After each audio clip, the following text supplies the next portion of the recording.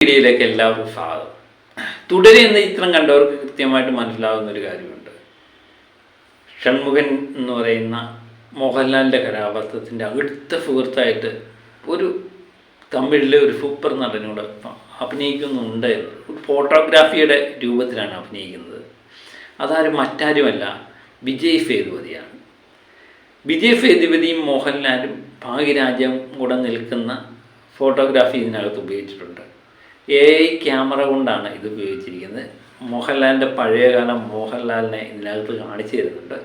ഏതായാലും ഈ ചിത്രം പങ്കുവെച്ചുകൊണ്ട് മോഹൻലാൽ എത്തിയിരിക്കുന്നു, വിജയ് സേതുപതി എത്തിയിരിക്കുന്നു എന്നുള്ളതാണ് ഏറ്റവും പ്രധാനപ്പെട്ട കാര്യം.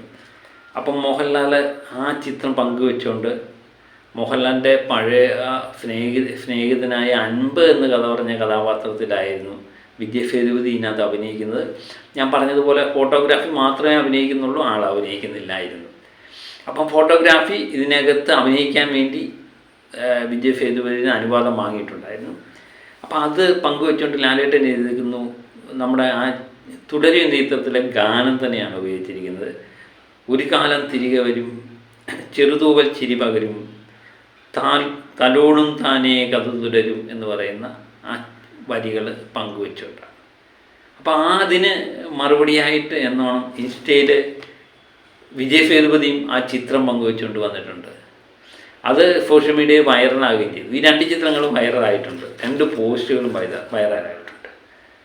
അപ്പോൾ ആ ചിത്രം പങ്കുവെച്ചുകൊണ്ട് വിജയ് സേതുപതി എഴുതിയിരിക്കുന്നു, ഈ ഗംഭീര മനുഷ്യനുമായിട്ട് ഈ ചിത്രത്തിൽ ഇടം പിടിക്കാൻ കഴിഞ്ഞതിൽ സന്തോഷിക്കുന്നു എന്നാണ്. അപ്പം ലാലേട്ടന് അത്രമേൽ ഇഷ്ടമാണ് വിജയ് സേതുപതിക്ക്, നേരത്തെ തന്നെ വിജയ് സേതുപതി പറഞ്ഞിട്ടുണ്ട്. അപ്പം ലാലേട്ടനുമായിട്ട് ഒരു ഫോട്ടോഗ്രാഫിയിലൂടെ മാത്രം അഭിനയിക്കാൻ പറ്റിയത് തന്നെ വളരെ സന്തോഷം. അദ്ദേഹം നേരിട്ട് രണ്ടുപേരോട് അഭിനയിക്കുകയാണെങ്കിൽ എന്തായിരിക്കും അല്ലേ, പ്രേക്ഷകർക്കും ഇഷ്ടപ്പെടുന്ന കാര്യമായിരിക്കും. അത് ഉടൻ തന്നെ സംഭവിക്കട്ടെ എന്ന് പറഞ്ഞുകൊണ്ട് നമുക്ക് പുതിയ കാര്യത്തിലേക്ക് കിടക്കാം. നമ്മൾ ഇന്ന് പുതിയ വീഡിയോ ചെയ്യാൻ പോകുന്നത് ഇന്നത്തെ കളക്ഷനുമായിട്ട് ബന്ധപ്പെട്ട പുതിയ വാർത്തകൾ വന്നിട്ടുണ്ട്. വേൾഡ് വൈഡ് കളക്ഷൻ്റെ കൃത്യമായിട്ടുള്ള വിവരങ്ങൾ വന്നിട്ടുണ്ട്. അതിൻ്റെ കണക്കുകൾ നോക്കാം. അപ്പം കർണാടകത്തിൽ നിന്ന് ഈ ചിത്രം 23ാമത്തെ ദിവസം ശനിയാഴ്ച കളക്ട് ചെയ്തിരിക്കുന്നത് 9 ലക്ഷം രൂപയാണ്. ടോട്ടലായിട്ട് കർണാടകത്തിൽ നിന്ന് 7,86,00,000 രൂപ കളക്ട് ചെയ്തിട്ടുണ്ട്. തെലങ്കാന സംസ്ഥാനത്ത് നിന്ന് 1 ലക്ഷം രൂപയാണ് കളക്ട് ചെയ്തിരിക്കുന്നത്.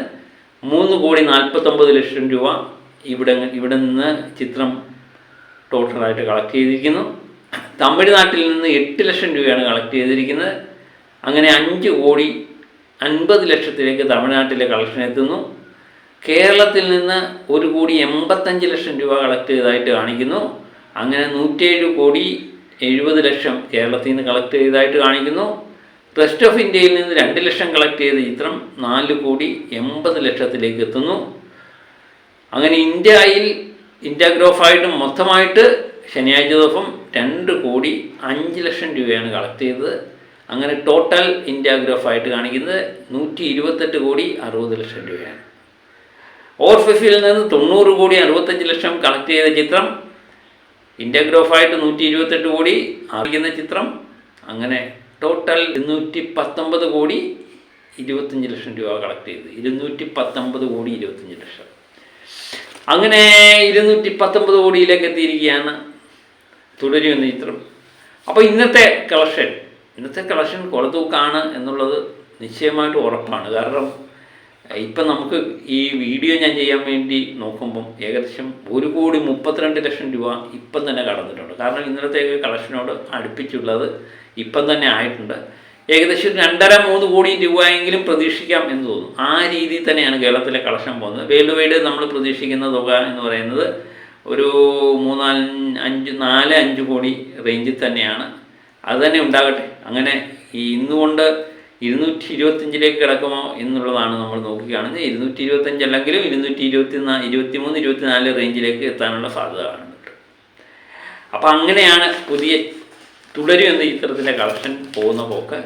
ഇന്ന് ഇപ്പോഴും 4,000-5,000 ടിക്കറ്റ് ഈ സമയത്തും വിറ്റ് പോകുന്നു. 24ാമത്തെ ദിവസം ഞായറാഴ്ച വിറ്റ് പോകുന്ന ടിക്കറ്റിൻ്റെ എണ്ണം ഓർക്കുമ്പോൾ ഒരു റിലീഫ് പടത്തിന് വിറ്റ് പോകുന്ന കണക്കാണ് ടിക്കറ്റ് വിറ്റ് പോകുന്നത്. ഏകദേശം 4000, 3500, 4000 ടിക്കറ്റാണ് മണിക്കൂർ വിറ്റ് പോകുന്നത്.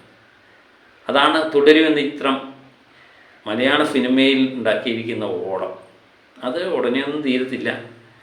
ചിത്രം OTTയിലേക്ക് അടുത്ത് തന്നെ റിലീസ് ആകുമെന്നും കേൾക്കുന്നുണ്ട്. അത് എവിടെ ചെന്ന് തിയേറ്ററിലെ കളക്ഷൻ എവിടെ ചെന്ന് നിൽക്കും? ഏതായാലും ഒരു കാര്യം ഉറപ്പുണ്ട്, എനിക്ക് തോന്നുന്നു OTT നേരത്തെ വിറ്റുകൊണ്ടുള്ള പ്രശ്നമാണ്. ഇത് തിയേറ്ററിൽ ഇറങ്ങുന്നതിന് മുമ്പ് നമുക്ക് OTT കൊടുക്കുമ്പോൾ ഒരു പ്രശ്നം എന്ന് പറഞ്ഞാൽ ഇത്ര ദിവസം കഴിഞ്ഞ് OTTക്ക് കൊടുക്കാവുന്ന ഒരു എഗ്രിമെൻറ്റ് നേരത്തെ തന്നെ അവർ സൈൻ ചെയ്യും. അപ്പോൾ അത് പ്രകാരമാണ് OTTക്ക് വേണ്ടി അവകാശം. എനിക്ക് തോന്നുന്നു ഒരു മാസത്തെ കഴിഞ്ഞ് തിയേറ്ററിൽ വന്നതിന് ശേഷം ഒരു മാസം കഴിഞ്ഞ് OTTക്ക് കൊടുക്കാം എന്നുള്ള ഇതായിരിക്കും. പക്ഷേ നിർമ്മാതാക്കൾ പോലും ഇത്രമേൽ പ്രതീക്ഷിച്ച് കാണത്തില്ല. ഒരു മാസം കഴിഞ്ഞാലും ഇതിൻ്റെ കളക്ഷൻ ഇങ്ങനെ കിട്ടിക്കൊണ്ടിരിക്കുമെന്ന് ഒരു കാരണവശാലും പ്രതീക്ഷിച്ച് കാണത്തില്ല അല്ലേ? അതാണ് പറ്റിയെന്ന് തോന്നുന്നു. ഏതായാലും ഒരു മാസം കഴിഞ്ഞ് ഏതായാലും OTT വരുമെന്ന് തന്നെയാണ് നമ്മൾ കേൾക്കുന്നത്.